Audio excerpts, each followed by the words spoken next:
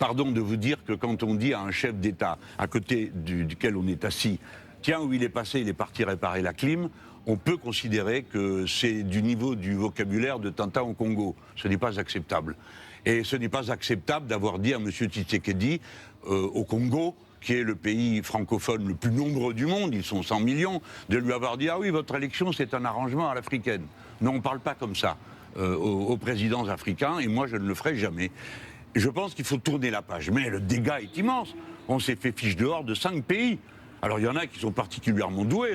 Monsieur Barrot, il va au Tchad où on a reconnu le fils de M. Déby qui avait été assassiné, c'est pas ce qui est prévu par la Constitution. Pourquoi les Français reconnaissent ça? On ne le saura jamais. Ils quittent le Tchad et le lendemain, le Tchad fiche nos troupes dehors. Bon, c'est pas très élégant de leur part, parce que quand même, on a fait du boulot là-bas. Il arrive au Sénégal et la même chose nous arrive. Non, nous avons été transformés en pestiférés en Afrique. Il faut réparer les dégâts. Nous avons, pour nous, quelque chose d'abord d'essentiel que vous avez rappelé. La dynamique démographique du monde, est en Afrique. À la fin du siècle, 9 personnes sur 10 qui parleront français seront en Afrique. Est-ce que ceux qui nous écoutent doivent intégrer ça? Nous avons donc un trésor commun, comme disait Thomas Sankara, une prise de guerre commune, c'est la langue commune, le français. Alors, j'ai dit une fois, en matière de blaguer et puis de me faire comprendre, que j'aurais aimé qu'on dise la langue commune, pour qu'on dise, qu'on comprenne qu'elle va se créoliser. Je suis partisan d'une académie de la francophonie.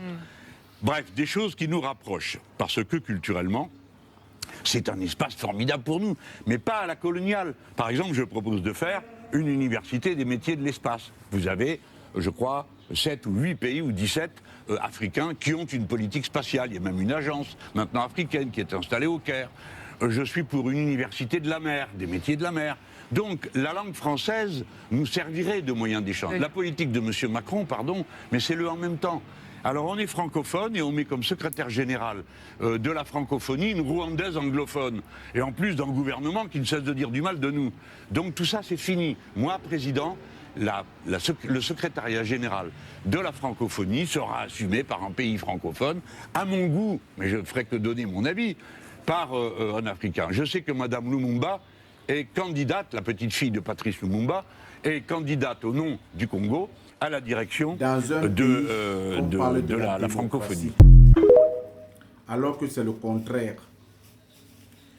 Des gens comme Jean-Luc Mélenchon ne peuvent jamais devenir président dans ces pays-là. Je dis bien dans un pays où on parle de la démocratie, alors que c'est le contraire.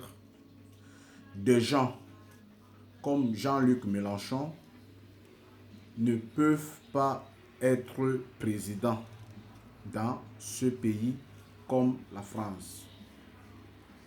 Parce qu'il dit trop de vérité. Et ce qu'il dit, ce qu'il fait. Ce qu'il dit, c'est ce qu'il fait. Alors, mettre quelqu'un comme Jean-Luc Mélenchon qui va venir menacer les intérêts des hommes puissants françaises, ils ne pourront jamais l'accepter de devenir un président en France. Ils préfèrent que celui qui ne s'y connaît pas dans la politique, qui est facile à manipuler, doit être là. Parce que Jean-Luc Mélenchon, c'est un noyau dur à croquer. Un morceau, autant pour moi, dur à croquer. Et ceux qui sont en France, de bas peuple, ce sont eux qui souffrent. Et c'est de ça qu'il s'agit. Et les leaders, les hommes politiques, les hommes d'affaires, les hommes qui ont l'influence dans la politique française, sèment la zizanie entre le bas peuple, entre la population française pour détester le RFI. le parti de Jean-Luc Mélenchon. Tout simplement parce qu'il ne doit pas devenir président, alors que c'est celui qu'il faut à la France. C'est le seul qui peut relever la France. Parce que, pour mieux vous dire, la France, si elle continue comme elle est en train de continuer là, elle va très mal finir. Ça, je vous le dis. C'est seul Jean-Luc Mélenchon qui peut. Il connaît dans la politique française. Il s'y connaît. Je dis bien, il s'y connaît dans la politique française. Et il n'a pas froid aux yeux quand il veut parler à Donald Trump ou bien à Xi Jinping sans plus penser à Poutine. Il les dit ce qu'il a besoin de les dire. Et c'est ça un leader. Donc moi je ne comprends pas pourquoi les Français hésitent de lui donner une chance de relever la France. Parce que si 2027 arrive et que les Français ne réfléchissent pas pour mettre quelqu'un qu'il faut là où il faut et à sa place, je vous dis vrai que la France va sombrer. Je dis bien, si les Français ne mettent pas celui qu'il faut là où il faut, celui-là c'est Jean-Luc Mélenchon. Si vous ne le mettez pas là, c'est fini pour la France. Et ça, je vous le dis. Et retrouvons-nous dans les commentaires. Et l'année prochaine, nous serons en 2027. Si je blasphème, si je